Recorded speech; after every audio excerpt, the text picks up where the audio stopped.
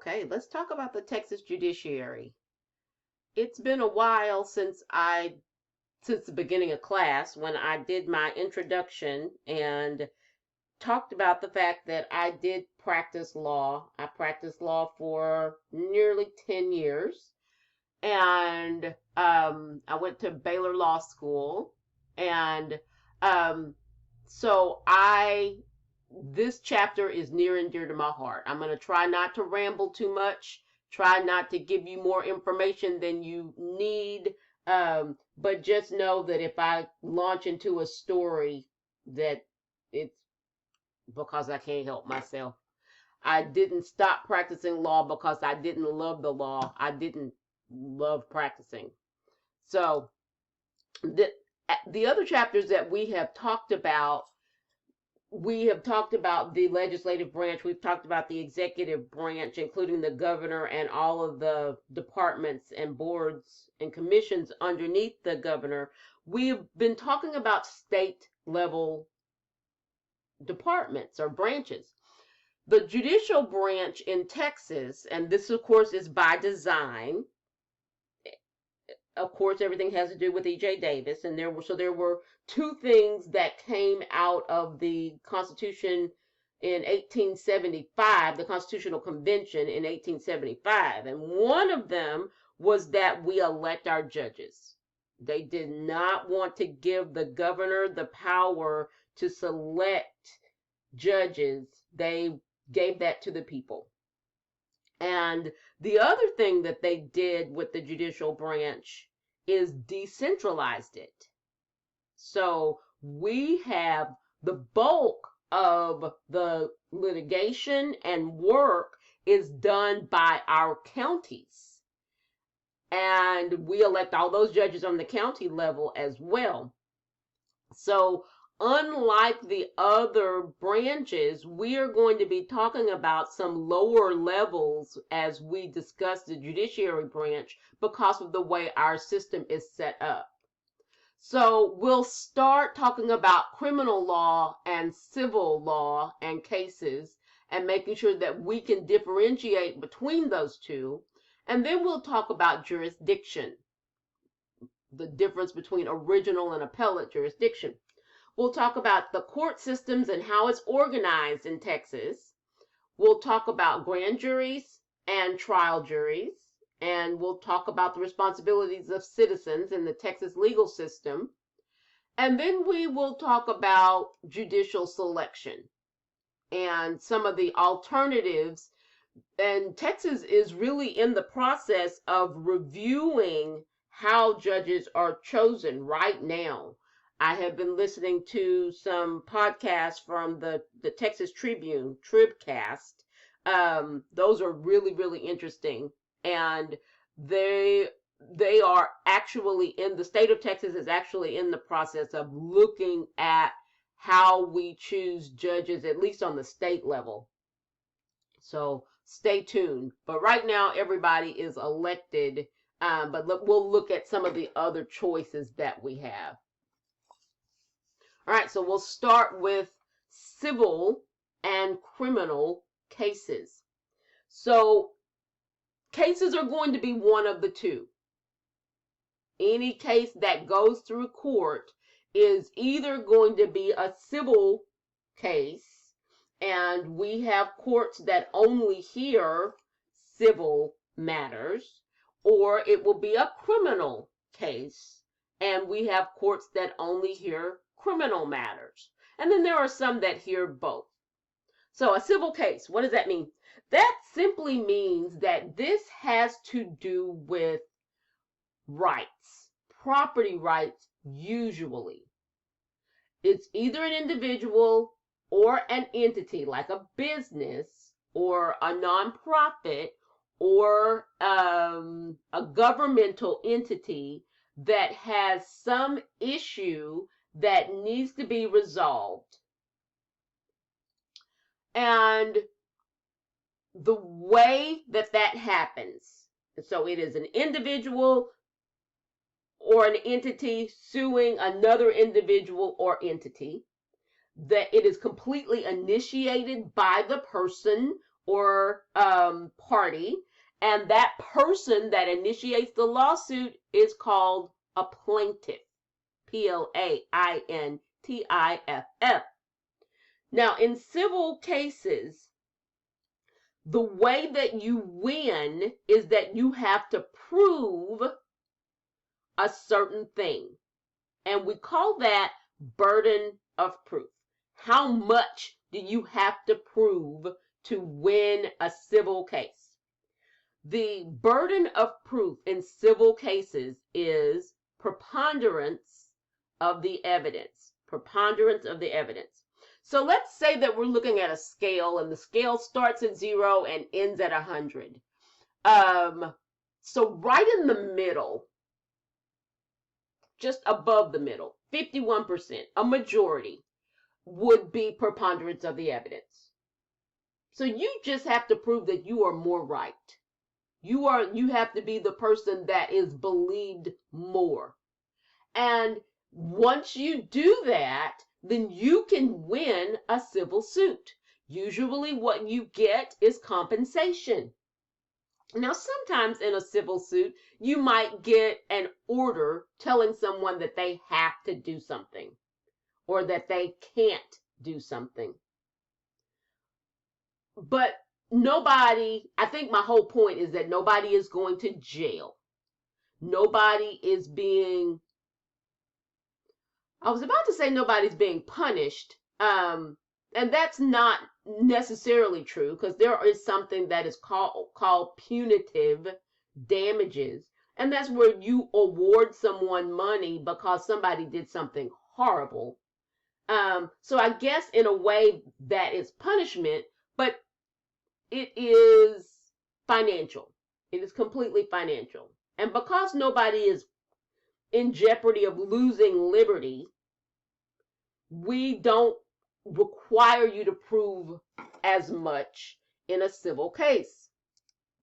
Let's talk about criminal cases and compare the two. Criminal cases basically involve a violation of some law written somewhere. And that law is a penalty. We call it penal law for short. Penal law.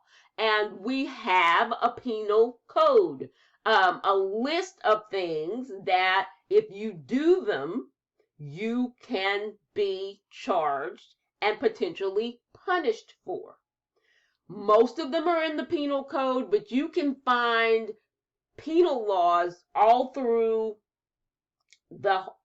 everything. You can find penal laws that say that a teacher can be charged with sexual assault if they have relationship with a student, regardless of that student's age.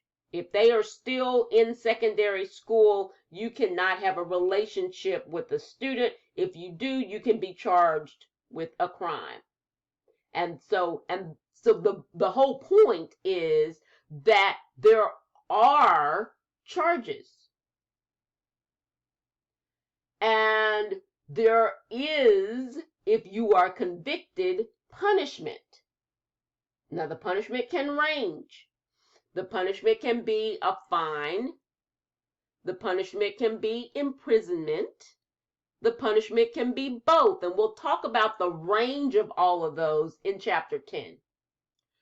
Now, because someone could lose their money as punishment, or their liberty as punishment. And in Texas, we also have something called the death penalty. So you could actually lose your life if you are convicted for certain crimes. We require a much higher burden of proof. So where we said preponderance of the evidence for civil cases, the burden of proof for criminal cases is beyond a reasonable doubt. So if we had that same long line, 0 to 100, and preponderance of the evidence is about 51. Beyond a reasonable doubt is about 90. So just picture that in your mind.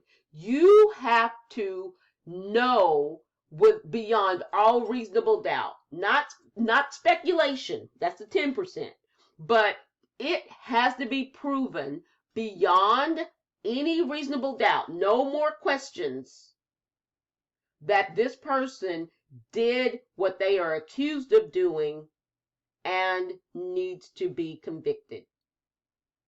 We also, criminal cases are not brought by individuals. We have on all levels someone that is an employee, we'll just say it that way, an employee of the government whose job it is to bring these matters against the person. Because as far as we're concerned, we believe that crimes are committed against society.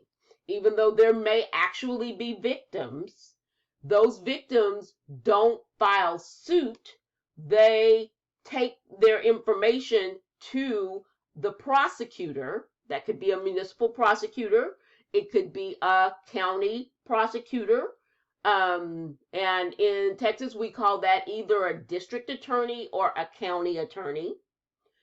It could be a state prosecutor. Now, we don't have state prosecutors in Texas, but many states do. There are also federal prosecutors, and their job is to review alleged violations of the penal code, of penal law, and charge and seek a conviction of people that are charged with those crimes. So big difference, burden of proof. The other big difference is who brings the suit. And the third huge difference is what happens if someone prevails. In a civil suit, some money or an order.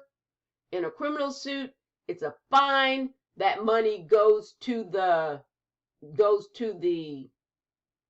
governmental entity, imprisonment, death, or all of the above. I don't think they charge you a fine if they give you the death penalty. So it's kind of one or the other.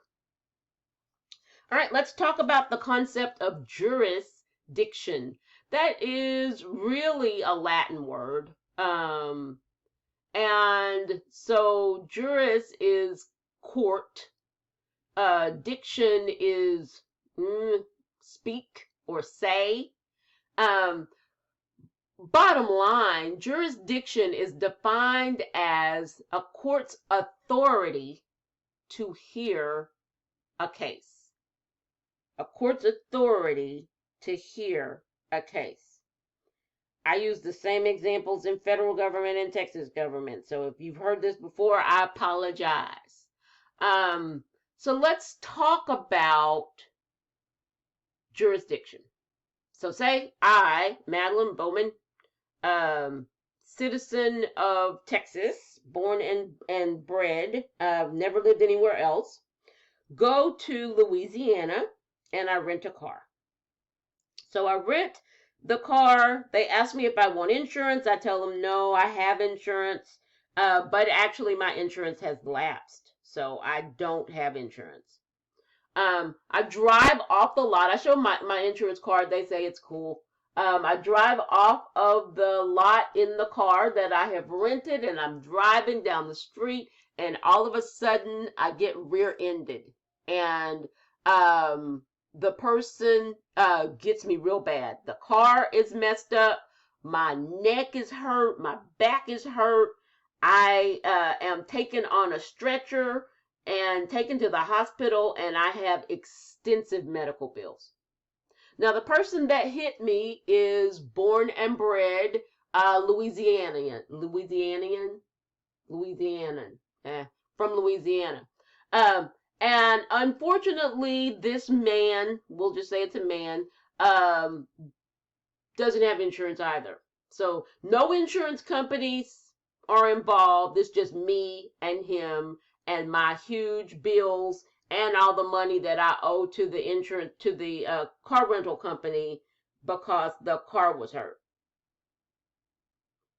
So I am getting ready to file suit. So this is my question. Can I go and file the suit in Hawaii? Obviously, the answer is no. That's ridiculous. And why not? Because Hawaii, nothing happened in Hawaii. I'm not from Hawaii. He's not from Hawaii. Obviously, Hawaii does not have the authority to hear the suit because they have no connection with anything or anyone involved. Who does have jurisdiction? Who does have the authority to hear the case? Well, definitely a court in Louisiana. He's from Louisiana. It happened in Louisiana. I rented the car in Louisiana. The car company is in Louisiana. Obviously, Louisiana is going to have the jurisdiction to hear the case. Maybe Texas, because I'm from Texas. And so I am going to run straight to the courthouse and file a civil suit in Texas and hope that they will take the case and make him have to come to Texas to defend the case, or maybe not come and get a default judgment. So the court where I file, the court that hears all the evidence, that hears the witnesses, that decides who wins or loses, is said to have original jurisdiction. Their authority to hear the case first. So these are usually called trial courts.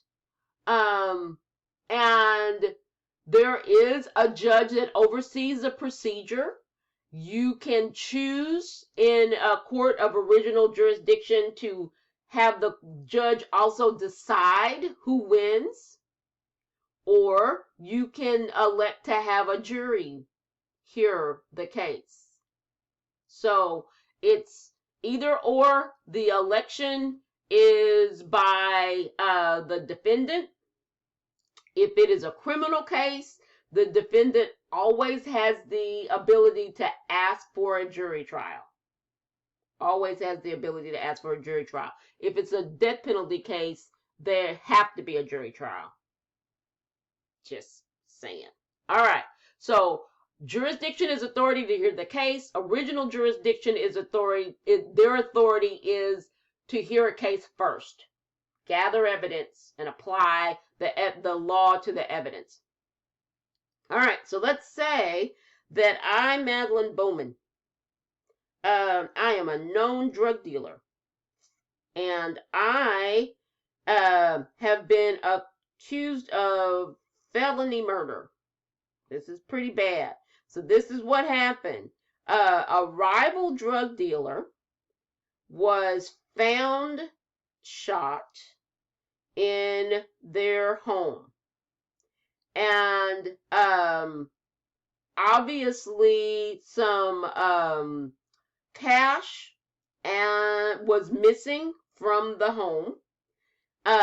So obviously someone entered to commit felony, and in the process someone lost their life. So felony murder. All right. So I am there with my lawyer at the court with the criminal court with original jurisdiction. And the prosecution really does not have a good case. So I have asked my attorney to ask for a jury trial. So there's a jury sitting there listening to the facts of the case. This is the problem. They don't have any DNA. They don't have any fingerprints. They don't have any ballistics matching me to the bullet that was found. What they have is a description from a neighbor that says they saw this short, heavy-set African American woman running out of the house and getting into a car, and the car is the same color as the car that I drive. That's really all they have. They have a very sketchy eyewitness account, and they have the fact that I am a known drug dealer. All right. So we get to court. They put on their case, and I get ready. They finished, and I get ready, or my attorney gets ready to put on our case. I don't have much. I'm certainly not testifying. The Fifth Amendment to the United States Constitution says that I cannot be compelled to be a witness against myself. So there's no way that I am getting on the stand. No. So I have one witness. One witness. It is my cousin Pookie. And Pookie is prepared to testify that I was with him all night long. Well, I was with him all night long till we passed out. And I passed out before he did. He remembers seeing me laying on the couch. We were having a party, and I passed out, and then he passed out. And when he woke up the next morning, I was in the same place. Okay, so that's Pookie's testimony. It's circumstantial, but then so is the prosecution's case. So whatever. But the prosecutor goes up to the judge and pulls my attorney up to the judge and makes an objection to Pookie testifying. I don't know what the objection could possibly be, but makes an objection to Pookie testifying, and the judge decides that they are not going to let Pookie testify. So I have just lost my only witness, and so my attorney in disgust just closes, and the case goes to the jury. The jury convicts me of felony murder and gives me life in prison without the possibility of parole. So what am I going to do, or what is my attorney going to do? My attorney is going to appeal. And what is my attorney going to complain about? It's going to complain about the fact that the judge disallowed my evidence and did not allow me to put on a case. So we don't know if I would have been convicted because the judge's actions. The case that reviews the transcript and hears the complaint about what the judge did, is said to have appellate jurisdiction. So they are the courts that you take cases to review actions by the judge. Review actions by the judge. And so they are only reviewing the law, the interpretation of the law, and rulings that the judge made. In this case, this judge decided that they were going to exclude a witness. So what they get is not a video of everything that happened at the trial court, the court with original jurisdiction. They are going to get a transcript in the appellate court of what happened, including the conversation at the judge's bench. They will also get an accounting with legal interpretations from the attorneys on both sides. Those are called briefs. And I think that is really funny that they call them briefs because they are never brief. They are usually very long. They recount all the law. They recount every bit of law that has anything to do with this and maybe doesn't have anything to do with this, and why the judge was right or wrong. Now, if a case is appealed, well, let's talk about criminal cases only. If a criminal case is appealed, and in Texas only the defendant in a criminal case can appeal a case. The prosecution cannot. If they lose, they lose.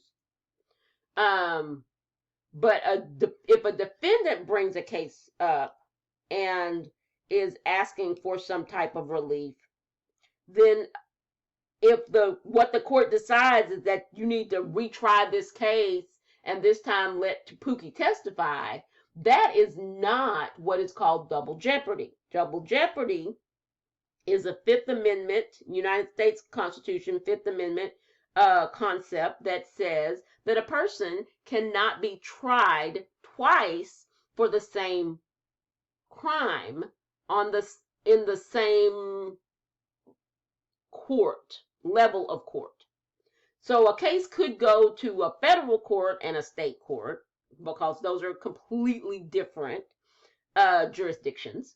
But you cannot try a person and that person gets acquitted, is what we call it if you are found not guilty. Person gets acquitted, and then you find some more evidence later and you file the suit again.